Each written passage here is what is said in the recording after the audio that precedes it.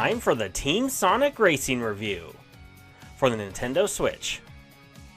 This game was created by the same developers who made Sonic and Sega All-Stars Racing, which I quite enjoyed. As of this review, I haven't played its sequel, but I was ready again to rev up those engines because I am one hungry racer. Did this game take home first place, or was it left in the dust? Let's find out. There's actually a story in the main campaign, but honestly, you're not missing anything by me skipping it in this video. Perhaps the only thing I'll say is that the character's dialogue is definitely geared towards a younger audience. To everyone else, no. The main point of each race is of course to try to get first place, but don't despair if you can't get the gold. Teamwork is the name of this game, as the title implies. As you begin, you'll get to choose which character you want to race as within Team Sonic. As you race, you can receive help from your teammates or be of assistance to them. If you're lagging behind, you can ask for one of your teammates to send you their item if they're currently holding one.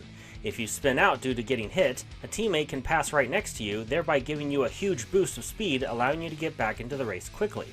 One of the best team mechanics is whichever team character is ahead of the other two, they'll leave a yellow slipstream behind them that their teammates can use to increase their top speed as long as they stay in it. If they stay long enough, they can build up a boost gauge which gives them even more speed once they exit the slipstream. The items are basically Mario Kart items with different paint jobs, but unless you've at least played Sonic Colors, you probably won't know what each one does until you've used them often enough. Sending or receiving an item from a teammate, or basically helping them in any way, using an item successfully and performing tricks off of jumps will increase your team ultimate gauge. When activated, you and your teammates will speed up and be invincible for a short time. At the end of each race, each character's individual scores will be added to their overall team score, and the team with the most points wins. So even if you struggle in one race, your teammates could potentially carry you to victory. However, the same is true for them dragging you down. You could be ahead of everyone and take first place, but if your teammates are duds, you'll suffer with them, and unfortunately, this seemed to be the case more often than not. If I did really well, my teammates were usually mediocre at best, if not trash. If I was garbage, they hardly ever helped and we'd be stuck in Loserville, and if you are determined to play on a higher difficulty, it could take you some time to be the overall winner. Speaking of, this is probably the most difficult racer I've ever played. There's a huge spike in the AI between easy and hard difficulty. Expert is, well, nearly impossible if you haven't mastered each course and upgraded your car to its best potential. Also, even if you deck your vehicle out with the highest speed stats, it didn't seem to matter too much, as technique and power characters, like Tails and Knuckles respectively, often kept up or even drove faster than you. This only happened on hard and expert difficulty, but the point is it shouldn't happen. Collected rings increases your top speed, but I highly doubt the opposing racers had enough rings to constantly stay ahead or pass me. There are many straightaways in the courses where you'd think speed characters would come out on top, but too often other character types would instead, especially with Big the Cat for some reason. Upgrading your vehicle is fun, and obtaining parts is done via a gacha game. Every time you race, you'll be rewarded with points you can use to play in the hopes of gaining new parts. There's quite a handful of customizable pieces for different sections of each character's vehicle, and mix and matching to find your favorite car is fun and interesting. You can also customize the look and sound of vinyls, horn sounds, and paint. Even the texture of the paint is customizable.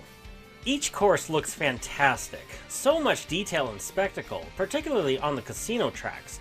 Most courses are designed with no real unbalance that would favor the AI instead of the player, but the casino tracks are a little too narrow and its sections can get easily congested. Even when you've played the courses multiple times and know the twists and turns, you could still sometimes get bogged down with the other racers. As I mentioned earlier, the character dialogue is, well, cringe. It's so cringe. I don't understand it. It's this weird juxtaposition where the story and dialogue are meant for kids, but the gameplay is very difficult. There's nothing wrong with a game geared towards a younger crowd, but the gameplay needs to be consistent for that crowd, or vice versa. If it's meant for older gamers, then the story and voice acting is a superfluous attack on our ears. Bottom line, just skip it. Now the music, on the other hand, is the complete opposite. There are some great compositions heard throughout, and many of which are remixes of past Sonic games. Actually, the best song in the game is hidden in the mods menu. It's an awesome remix of the main theme Greenlight Ride. It's great that Crush 40 is back, and their original is really good, but this remix from The Chemist just hits different.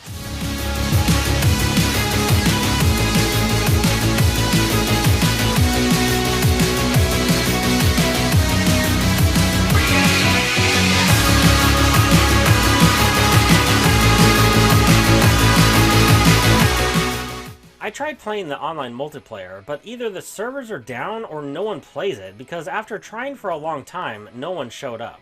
I won't take away points because of this, but it's too bad I couldn't experience it. There are a few minigame modes you can play that all involve a time limit, such as passing next to dual-colored poles to receive points, obtaining as many rings as you can, or destroying targets on the track.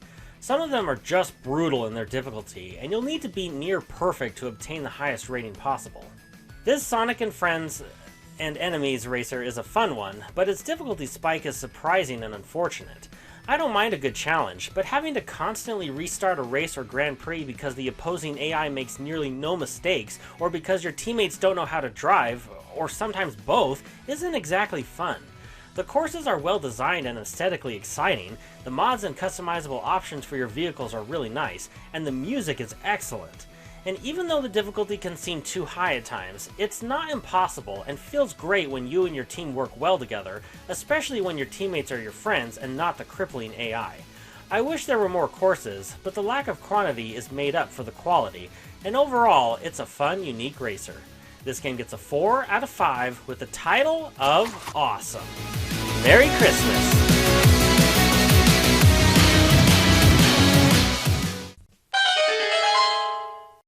Wow.